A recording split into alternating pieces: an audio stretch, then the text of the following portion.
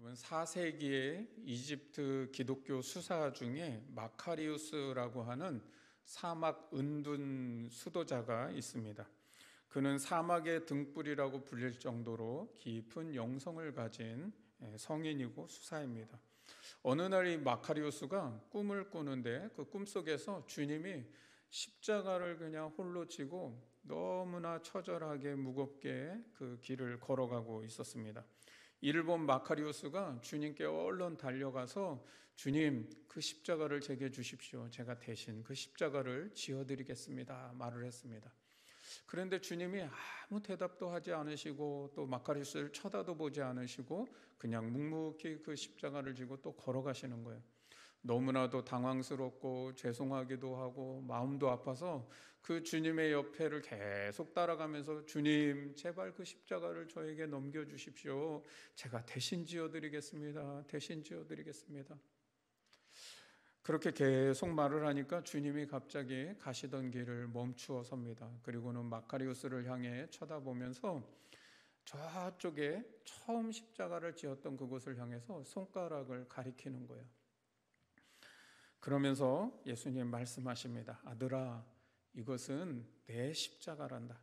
내 십자가는 조금 전 저기에 너가 내려놓지 않았느냐. 내 십자가를 져주려고 하지 말고 내 십자가부터 지려무나.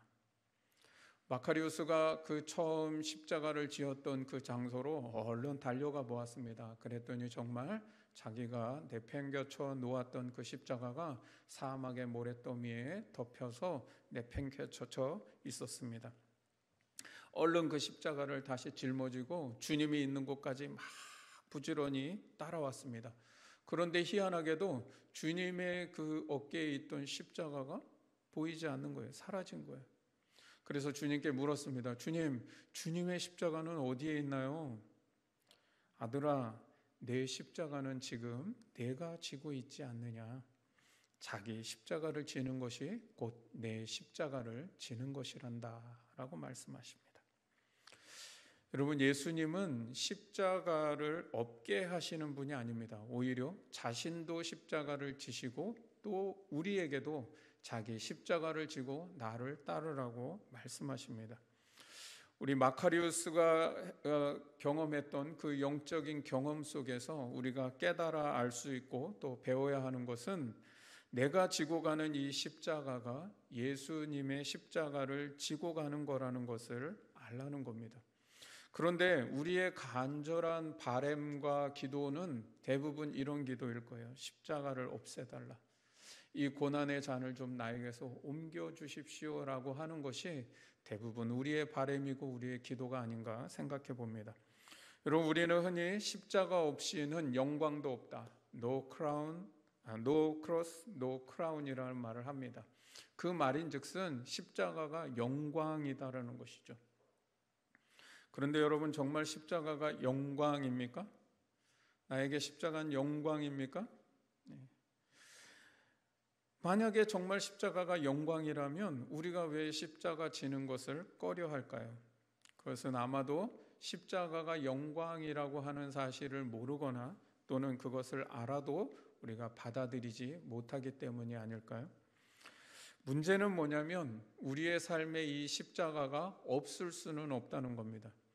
여러분, 십자가는요, 사람은 그 인생 가운데 언제나 찾아오고 누구에게나 찾아오고 또한 계속해서 찾아온다는 겁니다. 십자가 하나 해결했다 싶으면 또 다른 십자가가 또 우리에게 지워지잖아요.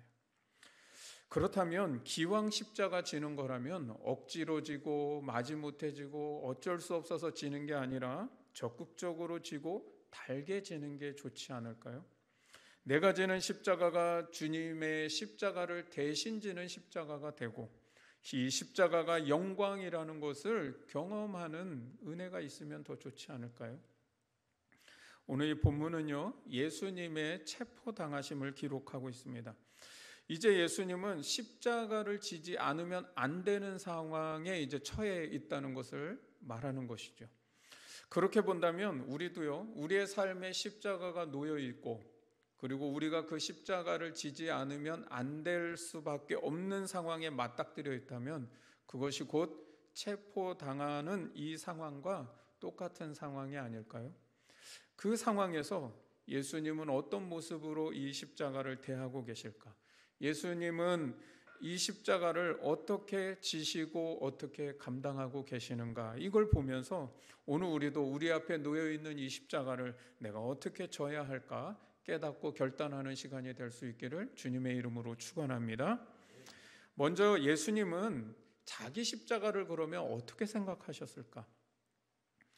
요한복음은요, 마태, 마가, 누가, 즉 공관복음과 관점이 다른 복음서라고 말씀드렸습니다.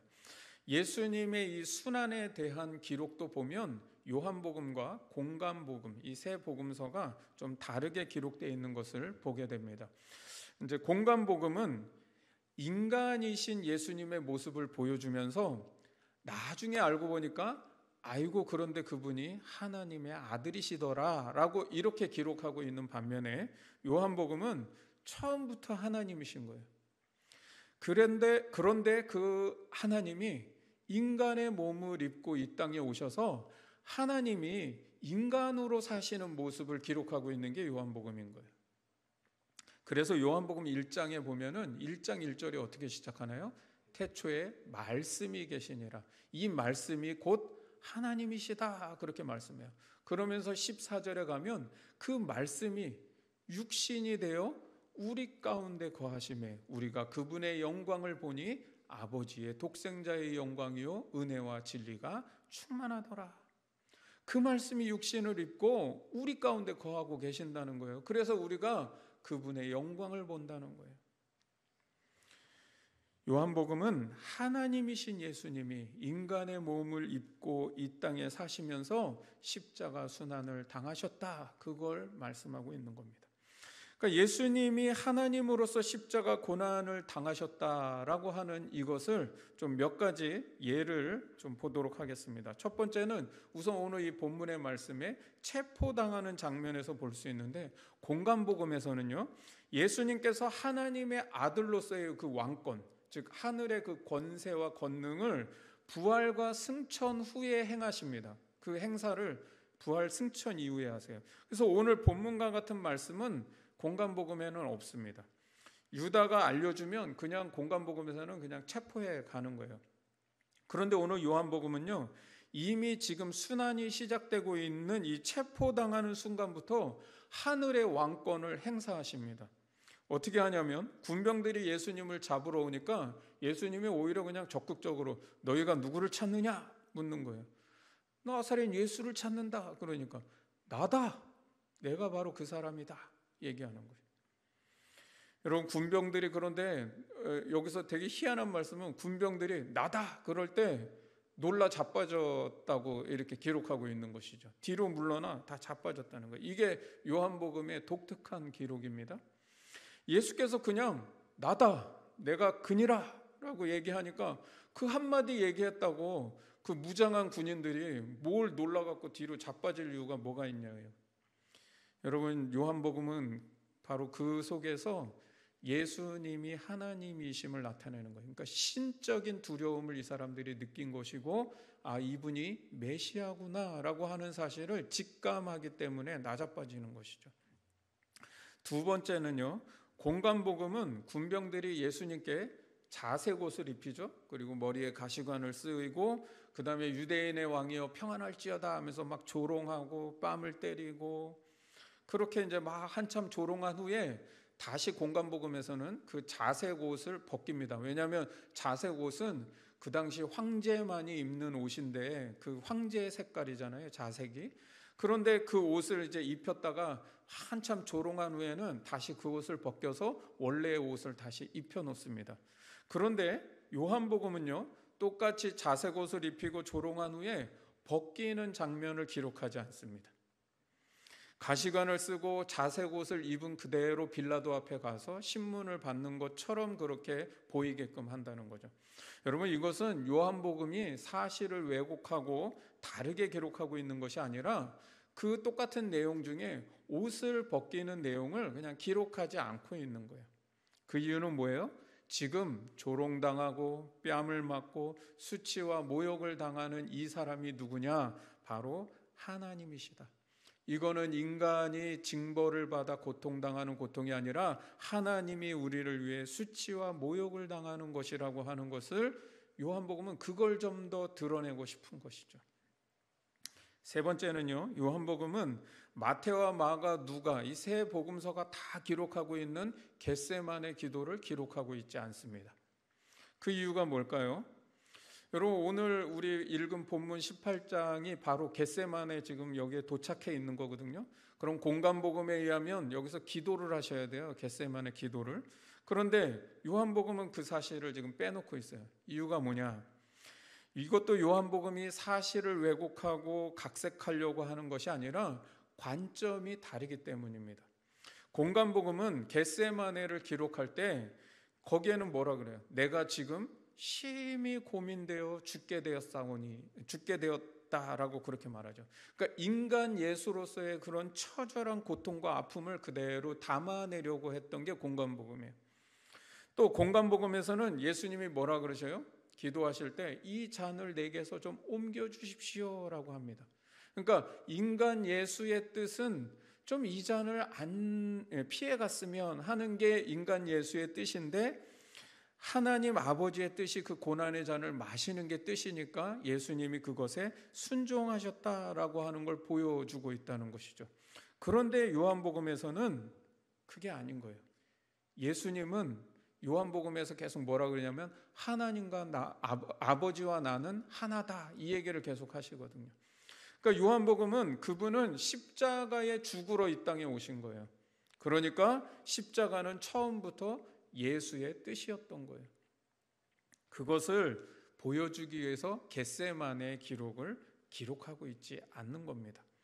그래서 오히려 지금 이 본문에서 오히려 나를 체포해 가라, 적극적으로 체포를 당하는 모습을 기록하고 있다는 거죠. 그러니까 요한복음이 공간복음과 다르게 강조하려는 게 뭘까요? 초대교회 성도들이 어떠한 삶에 처해 있죠 지금?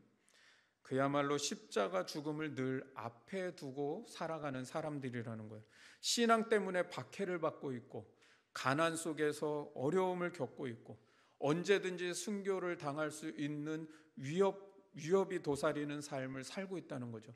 그런 성도들에게 요한복음은 뭘 얘기해 주고 싶냐면, 하나님이신 예수님도 십자가 고난을 당하셨는데 우리가 예수님을 믿는다고 한다면, 우리가 예수를 따른다고 한다면 우리도 예수님과 같이 십자가 고난을 당하는 것이 마땅하지 아니하냐, 그런 믿음을 심어주고자 한다는 것이죠. 여러분, 우리는 종종 어떤 고난을 만나고 억울하게 십자가를 지는 일이 생기면 당장에 뭐부터 얘기해요? 왜? 하나님, 왜 나한테 이런 일이 일어나냐, 이거죠.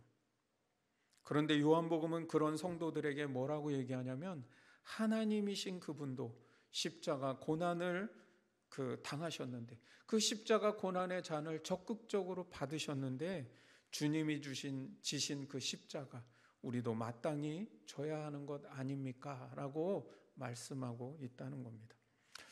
김동호 목사님이 언젠가 간증을 하는 걸 한번 들었는데요, 이런 간증을 해요. 본인이 암에 걸리고 나서 처음에는 예배당 그 십자가 앞에서 왜라고 그렇게 소리쳤대요. 왜 나에게 이런 일이 일어났습니까? 그런데 어느 날 십자가가 자기에게 말을 해주더래요. 뭐라 그랬냐면, 왜 너는 안 되는데? 그러는 거예요. 사람은요, 누구나 다 질병의 고통이 있고, 어떤 그 많은 사람들 중에는 누군가 암에 걸리는 사람들이 있다는 거예요. 암 걸린 사람이 한두 명도 아니고 이 땅에 수많은 사람들이 그런 병으로 고통을 당하는데, 거기에 왜 나는 안 되냐 이거예요. 그래서 이 목사님이 가만히 생각해 보니까 사실 랜덤이지 안 될 게 없더라는 거예요. 요한복음의 관점에서는 예수님은 적대자들에게 질질질질 끌려가는 분이 아니라 오히려 지금 자신을 체포하러 온 사람들보다 그 체포되는 장소에 미리 오셔서 기다리고 계시는 거예요. 그래서 강제로 생명을 빼앗기는 모습이 아니라 적극적으로 자신의 생명을 내어주시는 분으로 보여지고 있다는 것이죠. 왜 이렇게 예수님은 자신의 고난과 죽음을 당당하고 적극적으로 받아들이고 계실까요? 그것은 예수님에게 십자가란 영광이기 때문입니다. 오늘 본문의 상황, 바로 이전의 상황에 예수님이 뭐라고 하셨는지의 그 말씀을 우리가 볼 텐데, 이 말씀이 굉장히 중요한 말씀입니다. 자, 이제 요 바로 상황, 바로 직전의 상황으로 가려면 요한복음 13장으로 가야 됩니다. 요한복음 13장 30절에서 32절 말씀을 보면, 자, 30절 말씀에 유다가 그 조각을 받고 곧 나가니 밤이러라. 지금 성만찬을 하고 있는 중에 유다가 조용히 나가고 있는 거예요. 왜 나갑니까? 예수님을 팔아넘기기 위해서 이제 나가고 있는 거죠. 31절, 그가 나간 후에 예수께서 이르시되 이런 말씀을 합니다. 지금 인자가 영광을 받았고 하나님도 인자로 말미암아 영광을 받으셨도다. 지금 유다가 자신을 팔려고 쓱 나가니까 그 모습을 보신 후에 이 말씀을 하시는 거예요. 내가 지금 영광을 받았다. 그리고 하나님도 나로 말미암아서 영광을 받으셨도다. 32절 말씀. 만일 하나님이 그로 말미암아, 즉 인자로 말미암아 영광을 받으셨으면 하나님도 자기로 말미암아 인자에게, 그에게 영광을 주시리니 곧 주시리라. 예수님께서 지금 십자가의 죽음을 어떻게 받아들이고 계십니까? 영광으로 받아들이고 계신다는 거예요. 가룟 유다가 예수님을 팔아넘기려고 할 때 이미 예수님은 영광을 얻으셨다라고 말씀하고 계시고, 예수님께서 십자가를 감당할 때 하나님도 그것으로 말미암아 영광을 받으신다라고 말씀합니다. 그리고 32절에 하나님이 영광을 그렇게 받으셨으면 반드시 예수님께도 그 영광을 주실 거라고 말씀하고 계신다는 거죠. 예수님은 십자가가 영광이라는 사실을 아셨기 때문에 그렇게 당당하고 적극적으로 십자가를 지시고 계신다는 겁니다. 여러분, 예수님은 십자가가 영광이라고 말씀하십니다.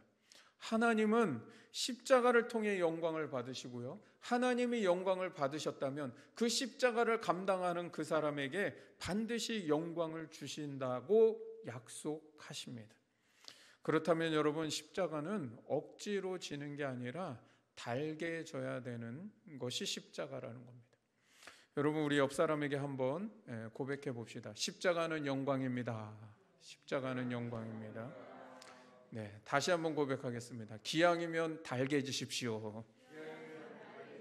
네.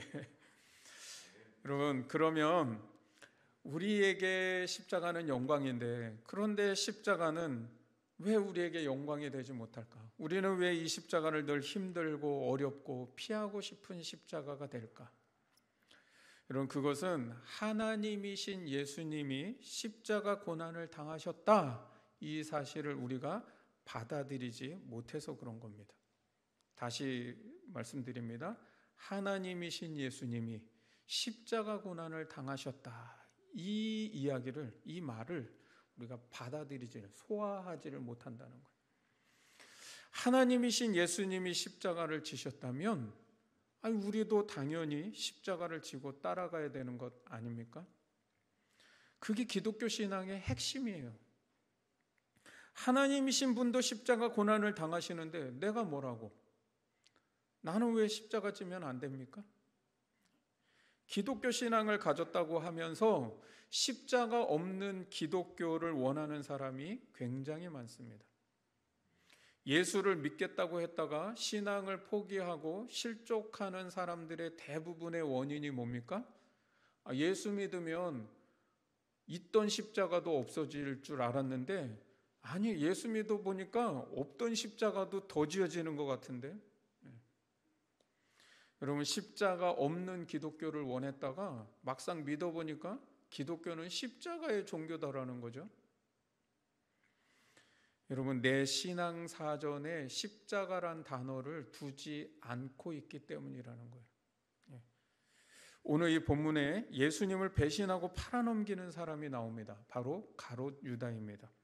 가롯 유다가 왜 예수님을 배신하고 팔아넘겼을까? 돈이 부족해서였을까요? 아니요. 단순히 돈 없어서 그런 사람은 아닐 거라는 거예요.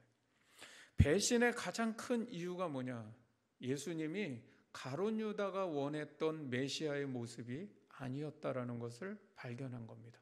거기서 오는 실망감, 허탈감.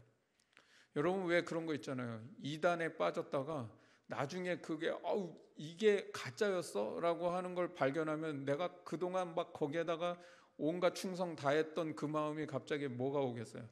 확 다 무너지고 허탈감이 오지 않겠어요? 지금 그런 모습과 같은 거죠. 내가 믿었던 그 메시아가 그게 메시아가 아니었어? 라고 하는 거기서 오는 실망감. 제자들이 십자가 앞에서 다 절망하고 낙심하고 다시 고기 잡으러 자신들의 어부의 삶으로 돌아가는 이유가 뭐겠어요? 내가 원했던 메시아는 그런 메시아가 아니었다는 거죠. 거기서 오는 그 실망감.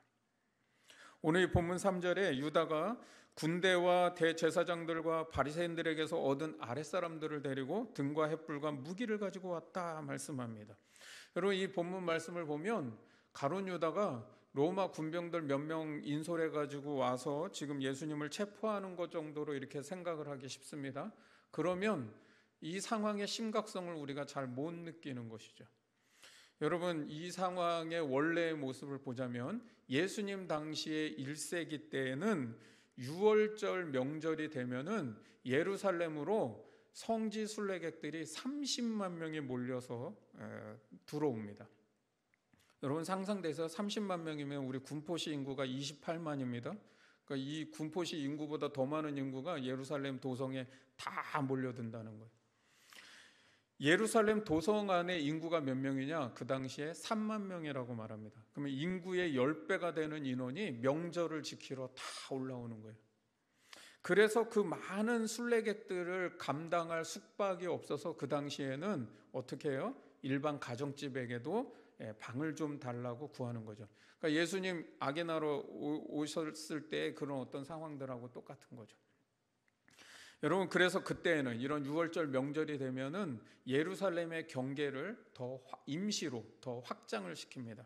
왜냐하면 6월절 규정에 이런 규정이 있어요. 6월절 어린 양은 예루살렘 도성에서만 도살을 해야 되고 또 그 양고기는 예루살렘 도성 안에서만 먹어야 되고 그 양고기를 먹은 사람은 그날 예루살렘 도성 안에서만 잠을 자야 합니다. 그게 6월절 규례예요. 그렇다 보니까 어떻게 해요? 숙소를 감당할 이게 인구를 감당할 수가 없으니까 임시로 그때에만 예루살렘의 경계를 임시로 확장했다는 거예요. 그래서 그 예루살렘의 경계가 예루살렘 성 주변에 둘러 있는 감난산과 겟세마네와 벳바게 이런 지역까지 예루살렘의 경계가 확장이 됐다는 거죠. 그러면 6월절 숙소를 마련하지 못한 사람들이 대부분 수만 명이 다 어디로 몰려요? 바로 이 겟세마네 동산, 또 벳바게, 또 감람산 이런 곳에 다 올라온다는 것이죠. 그러니까 겟세마네 동산에는 지금 굉장히 많은 사람들이 수만 명들이 몰려와 있는 상황이라는 거예요. 그러니까 우리가 상상할 때 겟세마네 동산에서 기도할 때에 적막하고 아무도 없는 곳에서 예수님이 기도하셨다 이렇게 생각하기 쉬운데 여러분 물론 예수님이 조금 더 한적한 곳에 찾아가서 홀로 기도하셨겠죠. 그러나 그 주변에는 엄청나게 많은 사람들이 있었다는 것이죠. 그런데 밤에 전등도 없던 시절에 그 밤에 그 수많은 사람들 중에 예수 한 사람 찾아내는 게 얼마나 힘들겠어요. 그러니까 누구의 도움을 비르는 거예요? 가룟 유다의 힘을 비는 거죠. 오늘 여기 말씀에도 유다도 그것을 알더라라고 2절 말씀하고 있죠. 그 말이 뭐예요? 예수님과 늘 제자들이 같이 가서 기도했던 장소들 있기 때문에 거기를 알고 있다는 거죠. 그래서 예수를 그 수만 명 중에서 쉽게 찾아내는 것이죠. 3절에 보니까 유다가 예수를 잡으러 두 부류의 군대를 데리고 왔다고 하는데요. 로마 군병만 우리는 늘 생각을 하잖아요. 로마 군병과 함께 누가 또 오냐면 대제사장들의 수하, 여기는 이제 아랫사람들이라고 표현하는데 이 사람들이 누구냐면 성전 경비병들입니다. 그러니까 로마 군병과 성전 경비병 두 부류를 데리고 여기에 온 거예요. 그러니까 우리가 늘 성화나 또 아니면 성경 보면서 머릿속에 상상하기는 유다가 대여섯 명 군병 데리고 와가지고 체포해 간 걸로 이렇게 생각하는데, 그러면 이 당시의 분위기가 얼마나 심각한지를 잘 못 느끼는 거죠. 당시 이스라엘에는 로마 군대에 5개 대대가 주둔을 하고 있습니다. 한 개 대대는 600명입니다. 그러면 3,000명의 군사가 지금 이스라엘에 와 있는데, 그 중에 예루살렘에 한 개 대대 600명의 군사가 주둔을 하고 있습니다. 그런데 당시는 6월절이에요. 예루살렘에 30만 명의 사람들이 와 있기 때문에 지금 로마 군병들은 어떤 상태냐면 초비상 상태라는 겁니다. 왜 그러냐면 이때 몰려온 30만 명의 순례자들이 어떤 일들이 있었나요? 예수님이 예루살렘에 입성할 때 호산나 주의 이름으로 오시는 이여 하면서 환호하고 막 찬양하고, 이 지금 예수라는 사람을 누구로 떠받들고 있어요? 유대인의 메시아, 왕이라고 지금 떠받들고 있다는 것이죠. 그러면 이 사람들의 마음에는 다 무슨 마음이 있냐면 이 메시아가 지금 우리 유대 나라를 해방시켜 줄 것이다 라고 하는 것에 대한 기대를 다 갖고 있다는 거예요. 그러면 지금 상황이 어떤 상황이에요? 그 30만 명의 사람들이 순식간에 들고 일어나서 유대인의 해방을 외칠 수 있는 일촉즉발의 상황이라는 거예요. 그러니까 지금 로마 군대가 초비상 상태일 수밖에 없다는 거죠. 그래서 600명 중에 다 간 게 아니라 200명 정도의 군사들이 지금 겟세마네에 예수 하나 체포하러 지금 돌아다니고 있는 상황이라는 거예요. 상상이 좀 되십니까? 그만큼 예수를 체포하는 일이 굉장히 중요한 일이었다는 거예요. 여러분, 우리 예전에 우리나라에도 민주화 운동하던 시절에 민주화 운동의 핵심 인물들, 국민들이 들고 일어나지 않게 조용히 끌어다가 처리하는 그것처럼 지금 예수를 민중의 소요가 일어나지 않게 조용히 와서 체포해 가서 일을 끝내려고 하면 누구의 힘이 필요한 거예요? 가룟 유다의 힘이 그래서 필요했다는 거죠. 따라서 여기에 하나님이신 예수님이 고난을 당하셨다는 사실을 받아들이지 못하는 사람들이 또 있다는 것이죠. 가룟 유다도 그랬거니와 지금 누구도 그렇습니까? 그 당시 예루살렘에 있던 30만 명의 수많은 군중들. 여러분, 일요일에 이 사람들이 예수님 일요일에 그 예루살렘에 입성하십니다.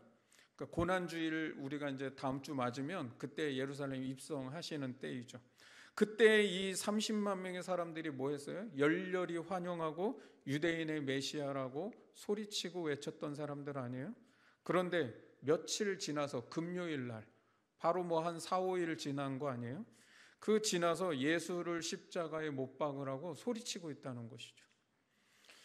여러분, 그 이유가 뭐예요? 예수님의 체포당하는 모습, 조롱당하고 모욕당하는 이 모습을 보니까 자신들이 기대했던 메시아의 모습이 아니라는 것이죠.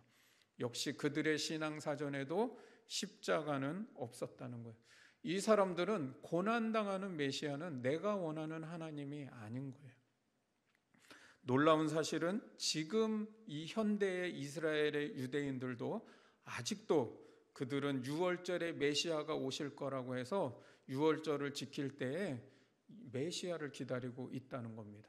그래서 그 유월절 명절이 되면 자기의 아이들을 밤에 밖에 내보내서 엘리야가 왔는지 봐라라고 그렇게 시킨답니다.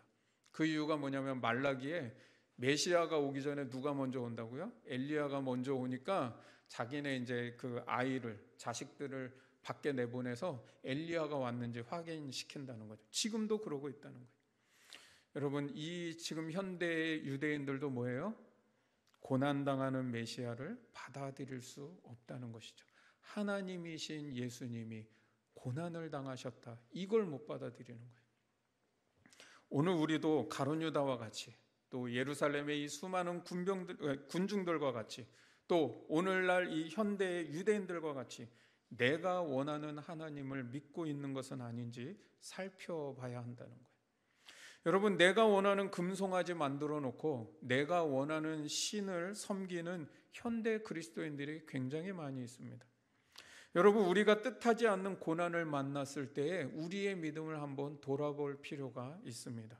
내가 원하는 대로 되지 않는 것에 대해서 실망하고 있는 내 자신, 바로 그때 내 심령을 한번 들여다보라는 겁니다. 그때 나는 힘없는 하나님을 원하고 있지 않는 건 아닌가? 내가 원하는 하나님에는 십자가 지고 고통당하는 하나님은 없어야 되는 것 아닌가? 여러분, 내가 원하는 하나님은 십자가 없는 하나님 아닙니까? 혹시라도 내가 십자가 질 상황이 있다면 그 있던 십자가도 없게 해주시는 힘 있는 하나님, 능력 있는 하나님을 나는 원하고 있지 않습니까? 십자가에 죽어가는 그 하나님, 나 그렇게 매력적이지 않고 또 그런 하나님 믿고 싶지 않은 건 아닙니까? 여러분, 오늘 나의 신앙의 사전에 십자가가 있습니까? 하나님이신 예수께서 십자가 고난을 당하셨다는 이 사실, 여러분은 받아들이고 계십니까? 만약 그 사실을 믿는다면 우리는 내가 져야 할 십자가를 가능하면 피하고 싶은 그 십자가가 아니라 그 십자가는 적극적으로 지고 달게 지는 십자가가 되어야 되는 줄 믿습니다. 여러분, 그런데 우리가 십자가를 지려 할 때 항상 우리의 마음 가운데 드는 마음들이 뭐가 있을까요? 내가 이 십자가를 감당하기에 나는 늘 부족하다, 연약하다, 나는 믿음이 없다, 아직은 이 십자가를 질 형편이 안 된다, 이런 마음들이 늘 우리 마음 가운데 들어오지 않나요? 그러면 우리가 어떻게 십자가를 적극적으로 지고 달게 질 수 있을까요?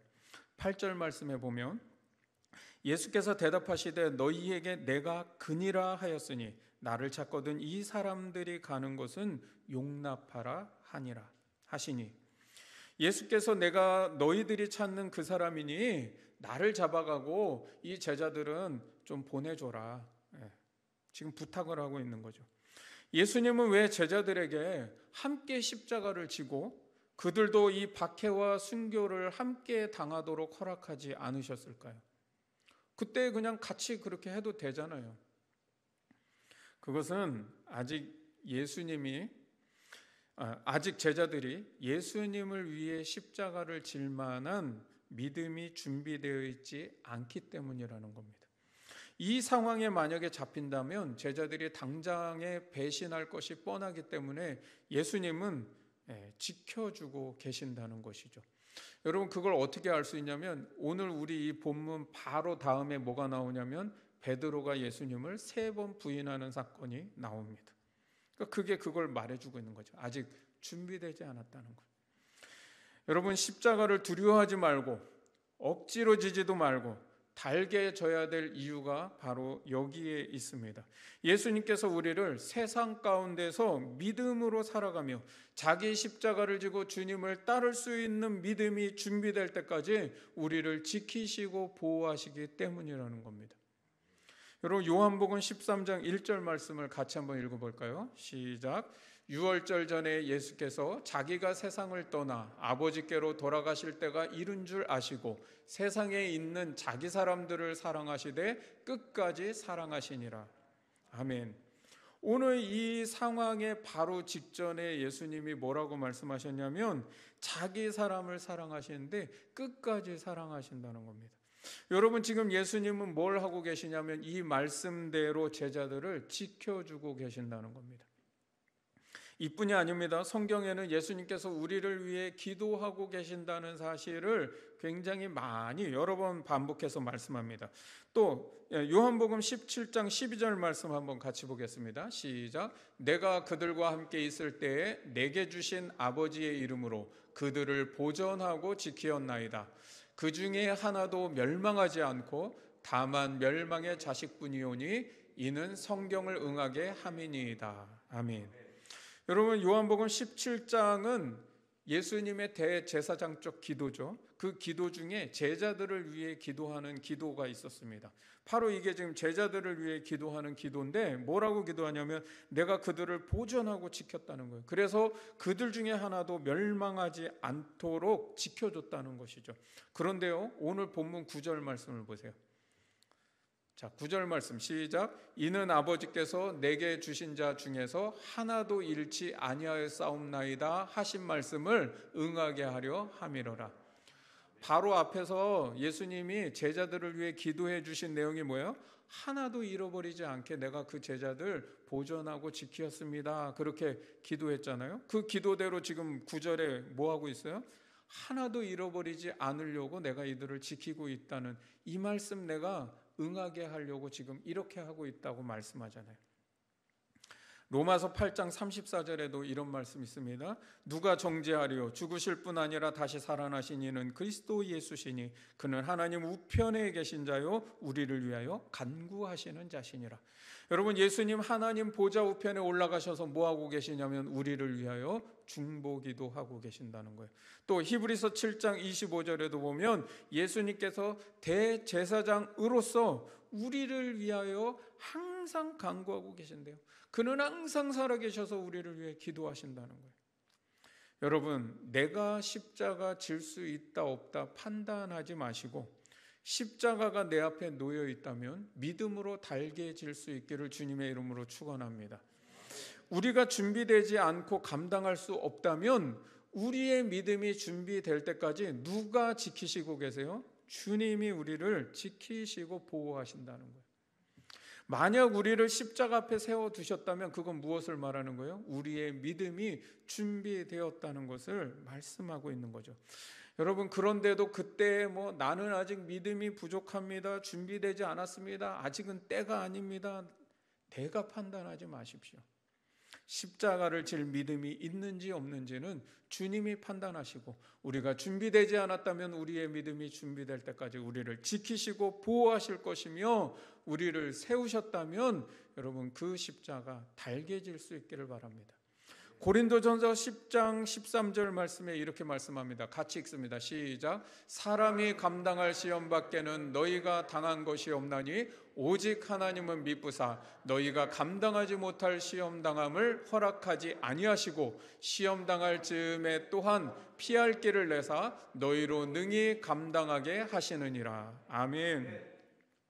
여러분, 예수님의 제자들도 예수님을 위해 순교하고 십자가 질 때 아이고 저는 다 준비됐습니다. 이렇게 감당한 사람 아무도 없습니다. 그리고 우리가 알다시피 아프리카나 동남아시아의 오직 가운데 선교 가시는 선교사님들 저는 준비가 완벽하게 됐습니다 해갖고 가시는 분들 아무도 없습니다. 그분들 모두 다 뭐라고 고백하냐면 저는 굉장히 부족합니다. 저는 연약한 사람입니다. 그러나 주님이 나에게 믿음을 주셨고 이 모든 것들을 준비하게 하셔서 내가 이 십자가를 감당할 수 있습니다. 이게 다 선교사님들의 고백 아니에요? 여러분, 제가 이 말씀을 준비하면서 제 자신도 보면은 그런 것 같아요. 저는 좀 기질 자체가 완벽 기질도 있고 뭐가 다 준비돼야만 하는 막 그런 기질이 좀 있어서 항상 제 스타일을 보면은 뭐가 이렇게 좀 잘 준비가 안 되면 뛰어들지를 못하는 성향이 제게 있습니다. 그러다 보니까 내가 너무 믿음의 행동을 하지 못하는 것은 아닌가라고 하는 제 자신을 많이 느낍니다. 그런데 오늘 이 말씀을 준비하면서 다시 제 자신을 들여다보니까 그게 제 교만이고 또 그게 제 믿음 없음이라고 하는 것을 다시 한번 좀 깨닫고 느끼는 시간이었습니다. 내가 다 할 수 있는 일들만 한다면 과연 내 삶에 하나님의 일하심을 볼 수 있는 것인가? 어쩌면 내 삶 속에 십자가의 영광을 발견하지 못하는 이유가 내가 감당할 수 있다고 판단되는 그때만 뛰어들고 그때만 십자가 지려고 하니까 이 십자가에서 나는 영광을 바라보지 못하는 것은 아닌가라고 하는 것을 깨닫게 되었습니다. 여러분, 십자가 감당할 수 있는 믿음이 되기까지 하나님이 우리를 지키시고 보호하신다는 사실을 믿으시기 바랍니다. 그렇다면 우리가 감당해야 될 십자가는 어떤 십자가일까요? 그리고 그 십자가는 우리가 어떻게 져야 할까요? 10절 말씀해 보니까 예수님께서 제자들을 보호하시고 이 고난의 잔을 마실 준비를 다 마치셨는데 이때 돌발 상황이 터집니다. 그게 뭐냐면 베드로가 대제사장의 종의 귀를 잘라내었다는 것이죠. 11절 말씀에 예수님께서 칼을 칼집에 꽂으라 하시면서 아버지께서 주시는 잔을 내가 마시지 아니하겠느냐라고 말씀하십니다. 여기서 주님은 우리가 이 십자가를 어떻게 대하고 어떻게 대해야 되는지를, 져야 되는지를 말씀하고 계십니다. 이 베드로는요, 지금 판단력을 잃고 충동적으로 행동을 합니다. 마태복음 16장에 주는 그리스도시요 살아계신 하나님의 아들이십니다라고 신앙개복을 멋지게 하니까 예수님이 그것을 칭찬하시면서 그러면서 이제 그 말씀을 하시는 거예요. 그런데 인자가 이제 고난을 당하고 십자가에 죽어야 한다라고 말씀을 하시니까 아이고, 베드로가 칭찬받으니까 어떻게 해요? 어깨에 뽕 몇 개 달고 의기양양하게 소리칩니다. 그런 일은 절대로 없습니다. 주님께 그런 일이 일어나지 않도록 제가 막을 겁니다 하고 소리치죠. 여러분, 그때 주님이 뭐라고 말씀하세요? 사탄아, 내 뒤로 물러가라. 너가 하나님의 일을 생각지 아니하고 사람의 일을 생각하는도다. 베드로는요, 그때 그 얘기 듣고 좀 정신을 차렸어야 되는데 지금도 하나님의 일을 생각지 아니하고 뭘 생각해요? 사람의 일을 생각하고 있는 거예요. 그래서 자기 생각대로 자기가 예수님을 지키겠다고 이렇게 성전 경비병의 귀를 잘라내고 있는 것이죠. 어쩌면 베드로는 이 순간에 자기가 예수님의 십자가를 대신 져드리고 있다고 그렇게 착각하고 있는지 모르겠습니다. 예수님은 우리에게 보여주십니다. 십자가는 하나님의 말씀을 성취하기 위해 지는 것이다. 아버지의 뜻대로 아버지가 주시는 그 잔을 마시는 것이 십자가 지는 거라는 겁니다. 여러분, 누가복음에 의하면 예수님께서 지금 이 상황을 말구의 귀를 다시 만져서 낫게 하십니다. 그래서 이 돌발 행동으로 벌어진 이 상황을 예수님이 다시 진정을 시킵니다. 그러면서 누가복음 22장 51절에 뭐라고 하냐면 이것까지 참으라. 여러분, 십자가는요, 하나님의 뜻을 성취하기 위해서 지는 것이고 그 십자가를 지는 데에는 상당한 인내가 필요하다는 것을 말씀하고 있습니다. 우리는요, 십자가를 오해할 때가 있습니다. 우리가 종종 십자가 진다고 할 때 뭐라고 하나요? 내가 어떤 힘든 일을 만나면 그때 십자가야 십자가라고 말하지 않습니까?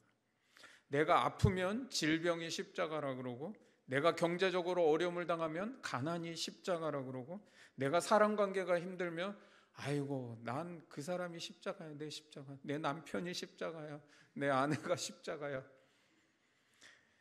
여러분, 어떤 감당하기 힘든 어려운 프로젝트가 있을 때 그게 나의 십자가라고 말을 하기도 합니다. 그런데 그런 십자가는요, 두 강도가 짊어졌던 자기 십자가에 불과하다는 것이죠. 우리가 십자가가 영광이라고 하는 것은 자기 십자가 그거 졌다고 영광이 아니라 구레네 시몬처럼 예수님의 십자가를 질 때 그 십자가가 영광이라는 것이죠. 똑같은 질병인데 주님의 십자가를 지는 질병이 있어요.